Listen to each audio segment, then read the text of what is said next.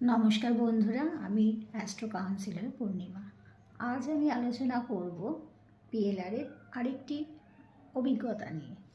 তো আমার একটি ক্লায়েন্টের একটা ক্লায়েন্ট এসেছিল, তার একটা সমস্যা নিয়ে, যেটা তার ফোবিয়া। তার হচ্ছে গিয়ে আগুন নিয়ে ফোবিয়া এবং জল নিয়েও ফোবিয়া। তার প্রায় অনেকটাই বয়স হয়েছে, হ্যাঁ, কিন্তু সে সে এখনও পর্যন্ত গ্যাস ধরাতে পারে না। এবং এমনকি সে একটা যে মোমবাতি বা একটা ধূপকাঠি ধরাবে পুজো দিতে গিয়ে, সেটাও মানে দেশলাই হাতে নিলেই তার গা হাত পা কাঁপতে শুরু করে। তো এতটাই ফোবিয়া তার আগুনের প্রতি।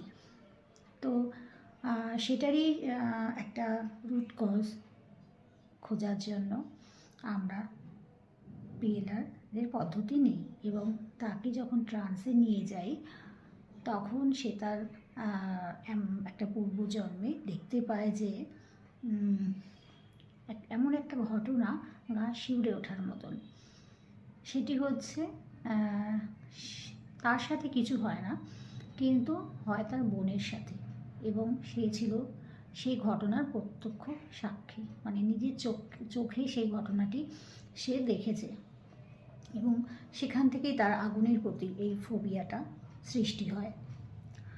তার পূর্বজন্মে যে লাইফটা সে দেখেছে, সেখানে সে বিবাহিত এবং সে তার শ্বশুরবাড়ি রান্নাঘরে কাজকর্ম বা রান্নাবান্না করছিল, এবং তার ছোট বোন তার বাড়িতে ঘুরতে আসে এবং সেখানে একটা পিকনিকের মতন হচ্ছিল।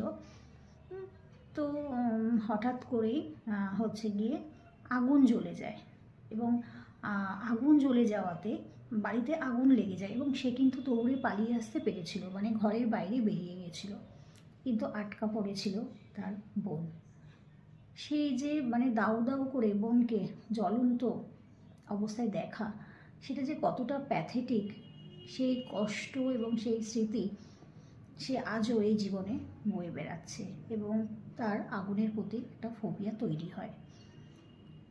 সে কিন্তু এটা দেখেছিল কিন্তু বেশ তার কয়েক বছর আগে।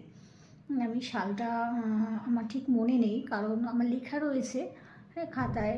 যখন আমি অ্যানালিসিস করি বা ক্লায়েন্টে, তখন সেগুলো আমাদের সব কিছুই লিখে রাখতে হয়। তো এখানে আমি আলোচনায় সালটা ঠিক মনে পড়ছে না, কিন্তু এরকম ঘটনা কিন্তু ঘটতে পারে আপনাদেরও। আমি জানি অনেকের মধ্যেই হয়তো আগুন দেখলেই ভয় পান, বা আগুন জ্বালাতে ভয় পান, বা জল দেখলে আপনাদের ভয় হয়। হ্যাঁ, কিছুতেই সেই ভয়টাকে কাটিয়ে উঠতে পারছেন না, বুঝতে পারছেন না যে কেন এরকম হয়। হয়তো সমুদ্রে স্নান করতে